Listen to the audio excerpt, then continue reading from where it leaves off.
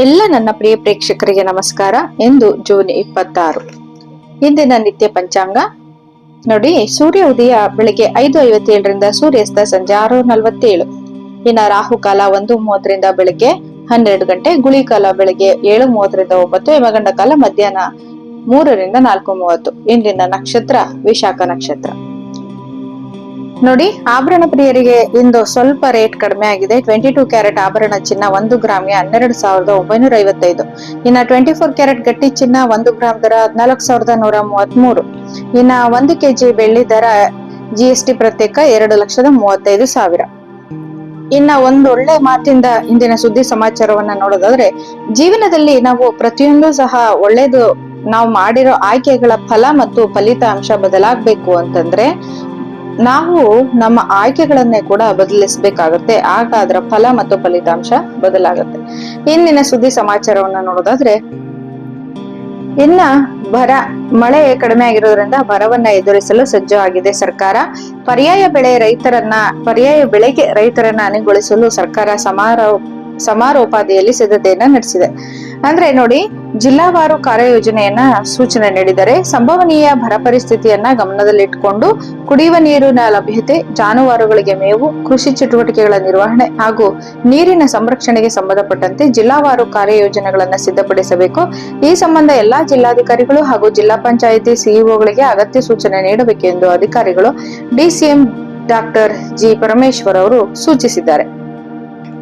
ನೋಡಿ, ಇಲ್ಲೊಂದು ಒಳ್ಳೆ ಸುದ್ದಿ. ಖಾಲಿ ಹುದ್ದೆ ಭರ್ತಿ ಪೂರ್ಣಗೊಳಿಸಲು 6 ತಿಂಗಳ ಕಾಲಾವಧಿ. ಬೆಂಗಳೂರು 72,186 ಹುದ್ದೆಗಳನ್ನ ನೇರ ನೇಮಕಾತಿ ಮಾಡಬೇಕು ಅಂತ ಹೇಳಿ ರಾಜ್ಯದ ನಾನಾ ಇಲಾಖೆಗಳಲ್ಲಿ ಖಾಲಿ ಹುದ್ದೆಗಳ ನೇರ ನೇಮಕಾತಿ ಪ್ರಕ್ರಿಯೆಯನ್ನ ಮುಂದಿನ 6 ತಿಂಗಳ ಕಾಲಮಿತಿಯೊಳಗೆ ಪೂರ್ಣಗೊಳಿಸಲು ನಿರ್ಧರಿಸಿರುವ ಸರ್ಕಾರ ಈ ಪ್ರಕ್ರಿಯೆ ಮೇಲುಸ್ತುವಾರಿಯನ್ನ ಹೆಚ್ಚುವರಿ ಮುಖ್ಯ ಕಾರ್ಯದರ್ಶಿ ಹಾಗೂ ಅಭಿವೃದ್ಧಿ ಆಯುಕ್ತರಿಗೆ ನೀಡಿ ಮಹತ್ವದ ಆದೇಶ ಹೊರಡಿಸಿದೆ. 2023-24ನೇ ಸಾಲಿನಿಂದ ಈವರೆಗೆ ನಾನಾ ಇಲಾಖೆಗಳಲ್ಲಿ ಖಾಲಿ ಇರುವ 40,009 ಹುದ್ದೆಗಳು ಹಾಗೂ ಕಲ್ಯಾಣ ಕರ್ನಾಟಕ ವೃಂದದಲ್ಲಿ ಖಾಲಿ ಇರುವ 32,177 ಹುದ್ದೆಗಳು ಸೇರಿ ಒಟ್ಟು 72,186 ಖಾಲಿ ಹುದ್ದೆಗಳ ಭರ್ತಿಗೆ ಆರ್ಥಿಕ ಇಲಾಖೆ ಸಮ್ಮತಿಯೊಂದಿಗೆ ಕಳೆದ ಶನಿವಾರ ಜೂನ್ 20 ನಡೆದ ಸಚಿವ ಸಂಪುಟ ಸಭೆ ಅನುಮೋದನೆ ನೀಡಿದೆ. ಈ ಸಂಬಂಧ ಆಯ್ಕೆ ಪ್ರಾಧಿಕಾರಿಗಳಿಂದ ಕ್ರಿಯಾ ಯೋಜನೆಗಳನ್ನ ಪಡೆದು ನೇಮಕ ಪ್ರಕ್ರಿಯೆಯನ್ನ ತ್ವರಿತವಾಗಿ ಪೂರ್ಣಗೊಳಿಸಬೇಕು ಅಂತ ಹೇಳಿ ಸೂಚನೆ ನೀಡಿದ್ದಾರೆ. ಈ ನೇರ ನೇಮಕ ಹುದ್ದೆಗಳಿಗೆ ಮುಂದಿನ 2 ತಿಂಗಳೊಳಗೆ ನೇಮಕಾತಿ ಅಧಿಸೂಚನೆ ಹೊರಡಿಸಿ 4 ತಿಂಗಳೊಳಗೆ ನೇರ ನೇಮಕಾತಿ ಪರೀಕ್ಷೆ ನಡೆಸಬೇಕು. ಮುಂದಿನ 6 ತಿಂಗಳೊಳಗೆ ಈ ಎಲ್ಲಾ ನೇಮಕ ಪ್ರಕ್ರಿಯೆ ಪೂರ್ಣಗೊಂಡು ಕಡ್ಡಾಯವಾಗಿ ನೇಮಕ ಆದೇಶಗಳನ್ನ ಹೊರಡಿಸಬೇಕು. ಈ ನಿಟ್ಟಿನಲ್ಲಿ ಎಲ್ಲಾ ಅಗತ್ಯ ಕ್ರಮಗಳನ್ನ ಕೈಗೊಳ್ಳಬೇಕು ಅಂತ ಹೇಳ್ಬಿಟ್ಟು ನಿರ್ದೇಶನವನ್ನ ನೀಡಲಾಗಿದೆ. ನೋಡಿ, ತೋತಾಪುರಿ ಮಾವಿನ ಹಣ್ಣಿಗೆ 1,750 ರೂಪಾಯಿ ನೆರವು ಘೋಷಣೆ ಮಾಡಿದೆ. 1.30 ಲಕ್ಷ ಮೆಟ್ರಿಕ್ ಟನ್ ಮಾವಿಗೆ ಇದು ಅನ್ವಯ ಆಗುತ್ತೆ. ಇಲ್ಲಿ ಕೋಲಾರ, ಚಿಕ್ಕಬಳ್ಳಾಪುರ, ರಾಮನಗರ, ತುಮಕೂರು, ಮಂಡ್ಯ, ಧಾರವಾಡ, ಬೆಳಗಾವಿ, ವಿಜಯಪುರ, ಬಾಗಲಕೋಟೆ, ಬಳ್ಳಾರಿ ಸೇರಿ ಇತರ ಜಿಲ್ಲೆಗಳ ಬೆಳೆಗಾರರಿಗೆ ಇದು ಅನುಕೂಲ ಆಗಿದೆ. ಬೆಂಗಳೂರು ರಾಜ್ಯದ ಮಾವು ಬೆಳೆಗಾರರ ನೆರವಿಗೆ ಕೇಂದ್ರ ಸರ್ಕಾರ ಧಾವಿಸಿದ್ದು, ಮಾರುಕಟ್ಟೆ ಮಧ್ಯೆ ಪ್ರವೇಶ ಯೋಜನೆಯಡಿ 1.30 ಲಕ್ಷ ಮೆಟ್ರಿಕ್ ಟನ್ ತೋತಾಪುರಿ ಮಾವಿಗೆ ಪ್ರತಿ ಕ್ವಿಂಟಲ್ಗೆ 1,750 ರು ನೆರವು ನೀಡಿ ಘೋಷಿಸಿದೆ. ನೋಡಿ, ವೆನೆಜುವೆಲಾದಲ್ಲಿ ಅವಳಿ ಭೂಕಂಪಕ್ಕೆ ತತ್ತರವಾಗಿದ್ದಾರೆ ಜನರು. ಏನಪ್ಪಾ ಅಂತಂದ್ರೆ 164ಕ್ಕೂ ಹೆಚ್ಚು ಸಾವು ಸಂಭವಿಸಿದೆ. ಸಾವಿರಾರು ಜನರಿಗೆ ಗಾಯ ಆಗಿದೆ. 39 ಸೆಕೆಂಡ್ಗಳಲ್ಲಿ 2 ಬಾರಿ ಕಂಪನವಾಗಿದೆ. ಕ್ರಮವಾಗಿ 7.2 ಮತ್ತು 7.5 ತೀವ್ರತೆ ದಾಖಲಾಗಿದೆ. ನೆರವಿಗೆ ಧಾವಿಸಿದ ಭಾರತ. ಭೂಕಂಪ ಸಂತ್ರಸ್ತ ದೇಶಕ್ಕೆ ಅಗತ್ಯ ನೆರವು ನೀಡಲು ಭಾರತ ಸಿದ್ಧವಿದೆ. ದೇಶದ ಜನತೆಗೆ ಮಾನವೀಯ ನೆರವು, ಪುನರ್ವಸತಿ, ಪುನರ್ ನಿರ್ಮಾಣ ಯೋಜನೆಗಳಿಗೆ ಆರ್ಥಿಕ ಸಹಾಯ ನೀಡಲಾಗುವುದು ಎಂದು ಪ್ರಧಾನಿ ನರೇಂದ್ರ ಮೋದಿ ಘೋಷಿಸಿದ್ದಾರೆ. ಅಮೆರಿಕ, ಫ್ರಾನ್ಸ್, ಸ್ವಿಟ್ಜರ್ಲೆಂಡ್, ಚೀನಾ ಸೇರಿದಂತೆ ಜಗತ್ತಿನ ಅನೇಕ ದೇಶಗಳು ನೆರವಿಗೆ ಧಾವಿಸಿವೆ. ಸಂತ್ರಸ್ತರಿಗೆ ಮಾನವೀಯ ನೆರವು, ರಕ್ಷಣಾ ಕಾರ್ಯಾಚರಣೆಗೆ ಸಹಕಾರ ನೀಡಲು ಘೋಷಣೆಯನ್ನ ಮಾಡಿದ್ದಾರೆ. ನೋಡಿ, ರಾಜ್ಯದ 100 ಗ್ರಾಮಗಳಲ್ಲಿ ಕುಡಿಯುವ ನೀರಿನ ಕೊರತೆ, ಪರ್ಯಾಯ ಕ್ರಮಗಳತ್ತ ಸರ್ಕಾರದ ಗಮನ. ಕುಡಿಯುವ ನೀರಿಗೂ ಬರದ ಛಾಯೆ.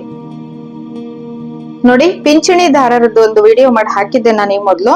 23 ಲಕ್ಷ ಶಂಕಾಸ್ಪದ ಪಿಂಚಣಿ ಫಲಾನುಭವಿಗಳ ವಿವರವನ್ನ ಪರಿಶೀಲನೆ ಮಾಡಿದ್ದಾರೆ. ನೋಡಿ, ಇದರಲ್ಲಿ 91,152 ಅನರ್ಹ ಫಲಾನುಭವಿಗಳಿಗೆ ಪಿಂಚಣಿಯನ್ನ ರದ್ದು ಮಾಡಿದ್ದಾರೆ. 16.42 ಲಕ್ಷ ಫಲಾನುಭವಿಗಳ ಪಿಂಚಣಿಯನ್ನ ತಾತ್ಕಾಲಿಕವಾಗಿ ಸ್ಥಗಿತಗೊಳಿಸಿದ್ದಾರೆ. ಏನಪ್ಪಾ ಅಂತಂದ್ರೆ ರಾಜ್ಯದಲ್ಲಿ ಸಾಮಾಜಿಕ ಭದ್ರತಾ ಯೋಜನೆಗಳಡಿ ಪಿಂಚಣಿಯನ್ನ ಪಡೀತಾ ಇರೋ 23,13,664 ಫಲಾನುಭವಿಗಳ ವಿವರಗಳಲ್ಲಿ ಸಂಶಯ ಕಂಡು ಬಂದ ಹಿನ್ನೆಲೆಯಲ್ಲಿ ಅವರ ಪಾರದರ್ಶಕತೆ ಮತ್ತು ಅರ್ಹತೆ ಖಚಿತಪಡಿಸಿಕೊಳ್ಳಲು ರಾಜ್ಯ ಸರ್ಕಾರ ಮುಂದಾಗಿದೆ. ರಾಜ್ಯಾದ್ಯಂತ ಪ್ರಸ್ತುತ ಒಟ್ಟು 83,11,493 ಫಲಾನುಭವಿಗಳು ಪಿಂಚಣಿ ಪಡಿತಾ ಇದ್ದಾರೆ. ಈ ಪೈಕಿ ಪ್ರಾಥಮಿಕ ತಪಾಸಣೆಯಲ್ಲಿ 23,13,664 ಫಲಾನುಭವಿಗಳ ವಿವರಣೆಗಳನ್ನ ಸಂದೇಹಾಸ್ಪದವಾಗಿ ಈ ಖಾತೆಗಳನ್ನು ಸಂಯೋಜನೆ ಮೊಬೈಲ್ ಆಪ್ ಮೂಲಕ ಪ್ರಸ್ತುತ ಕೂಲಂಕುಷವಾಗಿ ಪರಿಶೀಲಿಸಲಾಗುತ್ತಿದೆ. ಸಂದೇಹಾಸ್ಪದವೆಂದು ಗುರುತಿಸಲಾದ ಖಾತೆಗಳ ಸಂಬಂಧ ಗ್ರಾಮ ಆಡಳಿತ ಅಧಿಕಾರಿಗಳು ಸ್ಥಳದಲ್ಲೇ ಪರಿಶೀಲನೆ ನಡೆಸಿ ಅರ್ಹರೆಂದು ವರದಿ ಮಾಡಿದಾಗ 3,35,610 ಫಲಾನುಭವಿಗಳು ಸೇರಿದಂತೆ ಒಟ್ಟು 63,04,554 ಅರ್ಹ ಫಲಾನುಭವಿಗಳಿಗೆ 2026 ಮೇ ತಿಂಗಳವರೆಗೆ ಪಿಂಚಣಿಯನ್ನ ಪಾವತಿಸಲಾಗಿದೆ ಎಂದು ಕಂದಾಯ ಇಲಾಖೆ ಜಂಟಿ ನಿರ್ದೇಶಕ ಪ್ರಕಟಣೆಯಲ್ಲಿ ತಿಳಿಸಿದೆ. ನೋಡಿ, ಅಮೆಜಾನ್ ನಿಂದ ಭಾರತದಲ್ಲಿ ಭಾರಿ ಹೂಡಿಕೆ, ಕ್ಲೌಡ್ ಕಂಪ್ಯೂಟರಿಂಗ್, ಕೃತಕ ಬುದ್ಧಿಮತ್ತೆ ಅಭಿವೃದ್ಧಿಗೆ $48 ಕೋಟಿ ಹೂಡಿಕೆ. ಅಮೆಜಾನ್ ಸಿಇಒ ಘೋಷಣೆ. 10 ವರ್ಷ ಹಿಂದೆಯೇ ನಾವು ಭಾರತಕ್ಕೆ ಬಂದೆವು. ಅಂದಿನಿಂದ ನಮ್ಮ ಇ-ಕಾಮರ್ಸ್, ಎಐ ಮತ್ತು ಕ್ಲೌಡ್ ಉದ್ಯಮಕ್ಕೆ ಇಲ್ಲಿನ ಗ್ರಾಹಕರು ಮತ್ತು ಉದ್ಯಮಿಗಳು ಭಾರಿ ಒತ್ತಾಸೆ ನೀಡಿದ್ದಾರೆ. ಪ್ರಧಾನಿ ಮೋದಿಯವರ ವಿಕಸಿತ ಭಾರತ ಮತ್ತು ಆತ್ಮನಿರ್ಭರ ಭಾರತದ ಕನಸಿನಿಂದ ನಾವು ಪ್ರೇರಿತರಾಗಿದ್ದೇವೆ ಎಂದು ಆಂಡಿ ಜೆಸ್ಸಿ, ಅಮೆಜಾನ್ ಸಿಇಒ ಅವರು ತಿಳಿಸಿದ್ದಾರೆ. ನೋಡಿ, ಇಲ್ಲಿ ಸಹಾಯಕ ಪ್ರಾಧ್ಯಾಪಕರ ಹುದ್ದೆಗಳಿಗೆ ಸಂದರ್ಶನವನ್ನ ಕರೆದಿದ್ದಾರೆ. ಶಿವಮೊಗ್ಗ ನಗರದ ಪಶುವೈದ್ಯಕೀಯ ಕಾಲೇಜಿನ ವಿವಿಧ ವಿಭಾಗಗಳಲ್ಲಿ ಖಾಲಿ ಇರುವ ಸಹಾಯಕ ಪ್ರಾಧ್ಯಾಪಕರ ಹುದ್ದೆಗಳ ಭರ್ತಿಗೆ ಅರ್ಹ ಅಭ್ಯರ್ಥಿಗಳಿಂದ ಅರ್ಜಿ ಆಹ್ವಾನಿಸಿದೆ. ಈ ನೇಮಕಾತಿ ಸಂಪೂರ್ಣ ಗುತ್ತಿಗೆ ಆಧಾರವಾಗಿದ್ದು ನೇರ ಸಂದರ್ಶನದ ಮೂಲಕ ಅಭ್ಯರ್ಥಿಗಳನ್ನ ಆಯ್ಕೆ ಮಾಡಿಕೊಳ್ತಾರೆ. ಜುಲೈ 4ರಂದು ಬೆಳಗ್ಗೆ 10:30ರಿಂದ ಡೀನ್ ಕಚೇರಿ, ಪಶುವೈದ್ಯಕೀಯ ಕಾಲೇಜು, ಶಿವಮೊಗ್ಗ ಇಲ್ಲಿ ನೇರ ಸಂದರ್ಶನ ನಡೆಯಲಿದೆ. ಪ್ರಾಣಿ ಆಹಾರಶಾಸ್ತ್ರ, ಪಶುವೈದ್ಯಕೀಯ, ಔಷಧ, ವಿಷಶಾಸ್ತ್ರ, ರೋಗಶಾಸ್ತ್ರ ವಿಭಾಗ, ಪಶುವೈದ್ಯಕೀಯ, ಪರೋಪಜೀವಿ ಶಾಸ್ತ್ರ, ಜಾನುವಾರು ಸಾಕಣೆ ಸಂಕೀರ್ಣ, ಪಶುವೈದ್ಯಕೀಯ ಶರೀರ ಕ್ರಿಯಾ ಮತ್ತು ಜೀವರಸಾಯನ ಶಾಸ್ತ್ರ, ಪಶುವೈದ್ಯಕೀಯ, ಸ್ತ್ರೀ ರೋಗ ಮತ್ತು ಪ್ರಸೂತಿ ಶಾಸ್ತ್ರ, ಚಿಕಿತ್ಸಾ ಸಂಕೀರ್ಣ, ಚಿಕಿತ್ಸಾ ಶಾಸ್ತ್ರ, ಶಸ್ತ್ರಚಿಕಿತ್ಸೆ ವಿಭಾಗಗಳಲ್ಲಿ ನೇಮಕ ಮಾಡಿಕೊಳ್ಳಲಾಗುವುದು. ಆಯ್ಕೆಯಾದ ಅಭ್ಯರ್ಥಿಗಳ ಪ್ರತಿ ತಿಂಗಳು 50,000 ರು ಸಂಭಾವನೆ ನೀಡಲಾಗುವುದು. ಹೆಚ್ಚಿನ ಮಾಹಿತಿಗೆ ದೂರವಾಣಿ ಸಂಖ್ಯೆ 08182000872 ಸಂಪರ್ಕಿಸಬಹುದು ಅಥವಾ ವಿಶ್ವವಿದ್ಯಾನಿಲಯ ಜಾಲತಾಣಗಳಲ್ಲಿ ಭೇಟಿ ನೀಡಬಹುದು. ಇನ್ನ ಮೆಕ್ಕೆಜೋಳ ಬೆಳೆಗಾರರಿಗೆ ಪರಿಹಾರವನ್ನ ನೀಡಿ ಅಂತ ಹೇಳಿ ಬೆಳೆ ಹಾನಿ ಕುರಿತು ಸಭೆಯಲ್ಲಿ ಸಂಸದ BY ರಾಘವೇಂದ್ರ ಅವರು ಸೂಚನೆ ನೀಡಿದ್ದಾರೆ. 208 ಮಳೆ ಮಾಪನ ಕೇಂದ್ರ ಹಾಳು ಆಗಿದೆ. ಮೆಸ್ಕಾಂಗೆ 332 ಕೋಟಿ ರು ಬಾಕಿ ಇದೆ. ಶಿವಮೊಗ್ಗ ಜಿಲ್ಲಾ ಪಂಚಾಯಿತಿ ಸಭಾಂಗಣದಲ್ಲಿ ಬೆಳೆ ಹಾನಿ ಕುರಿತು ಗುರುವಾರ ನಡೆದ ಸಭೆಯಲ್ಲಿ ಸಂಸದ BY ರಾಘವೇಂದ್ರ ಅವರು ಮಾತನಾಡಿದರು. ಇನ್ನ ಅಡಕೆದು ಕೂಡ ನಿನ್ನೆ ನ್ಯೂಸ್ ಹೇಳಿದ್ದೆ ನಾನು. ಅಡಕೆ ಮಾನ ಕಾಪಾಡಲು ಬೇಕಿದೆ ಹೋರಾಟ. ಪ್ರತಿಷ್ಠಿತ ವ್ಯಾಪಾರಿಗಳಿಂದ ಕಲಬೆರಕೆ ಗುಣಮಟ್ಟದ ಪಾಲನೆ ಕಡ್ಡಾಯವಾಗಲಿ. ಏನಂತಂದ್ರೆ, ಹೊರಗಿನಿಂದ ಮಂಡಿಗಳಿಗೆ ಬರುವ ಮತ್ತು ಹೋಗುವ ಅಡಕೆಯ ಗುಣಮಟ್ಟ ಪರೀಕ್ಷೆ ಕಡ್ಡಾಯ ಆಗ್ಬೇಕು. ಖರೀದಿ ಸಂದರ್ಭ ಗುಣಮಟ್ಟ ಮತ್ತು ಮಾನದಂಡ ಪರೀಕ್ಷೆ ಕಡ್ಡಾಯ ಆಗ್ಬೇಕು. ಮಾನದಂಡ ಪರೀಕ್ಷೆಗೆ ಸರಳ ವಿಧಾನಗಳನ್ನ ರೂಪಿಸಬೇಕು. ಆಹಾರ ಸುರಕ್ಷತೆ ಮತ್ತು ನಿರ್ವಹಣಾ ಇಲಾಖೆ ಕನಿಷ್ಠ ತಿಂಗಳಿಗೊಮ್ಮೆಯಾದರೂ ಮಂಡಿಗಳಿಗೆ ದಾಸ್ತಾನುಗಳನ್ನ ಪರೀಕ್ಷೆಗೆ ಒಳಪಡಿಸಬೇಕು. ಅಡಕೆ ಸಂಸ್ಕರಣಾ ಘಟಕಗಳು ಮತ್ತು ಚೇಣಿದಾರರು ಸಂಸ್ಕರಣೆ ಮಾಡುವ ಸ್ಥಳಗಳಿಗೆ ದಿಢೀರ್ ಭೇಟಿ ನೀಡಿ ಪರಿಶೀಲಿಸಬೇಕು. ಮಾನದಂಡ ಉಲ್ಲಂಘಿಸಿದವರ ವಿರುದ್ಧ ಕಠಿಣ ಕ್ರಮ ಕೈಗೊಳ್ಳಬೇಕು. ಅಡಕೆ ಗುಣಮಟ್ಟ ಮಾನದಂಡ ಉಲ್ಲಂಘನೆ ಪ್ರತ್ಯೇಕ ಕಾನೂನು ರೂಪಿಸಬೇಕು. ಅಡಕೆಯನ್ನ ಹೊರ ರಾಜ್ಯಗಳಿಗೆ ಸಾಗಿಸುವ ಮುನ್ನ ಗುಣಮಟ್ಟ ಪರಿಶೀಲಿಸಬೇಕು.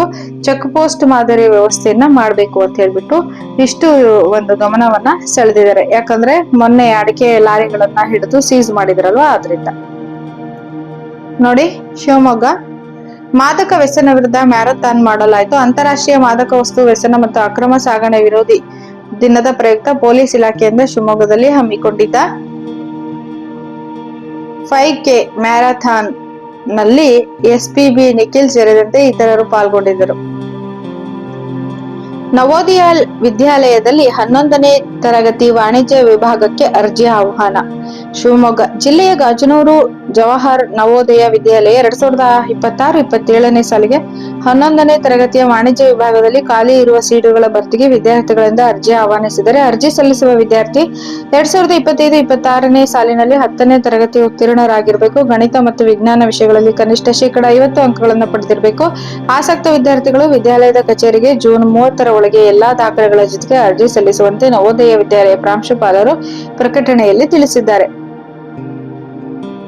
ನೋಡಿ, ಮೊನ್ನೆ ವೆನಿಜುವೆಲಾದಲ್ಲಿ ಭೂಕಂಪ ಆಯ್ತಲ್ವಾ, ಅಲ್ಲಿ ಮೊಬೈಲ್ಗಳಿಗೆ ಸಂದೇಶ ರವಾನೆ ಆಗಿದೆ. ಆದ್ರೂ ಕೂಡ ಪ್ರಕೃತಿ ವಿಕೋಪದಿಂದ ಪಾರಾಗೋದಕ್ಕೆ ಸಾಧ್ಯ ಆಗಿಲ್ಲ. ಮುನ್ನೆಚ್ಚರಿಕೆ ನೀಡಿದ್ದ ಗೂಗಲ್.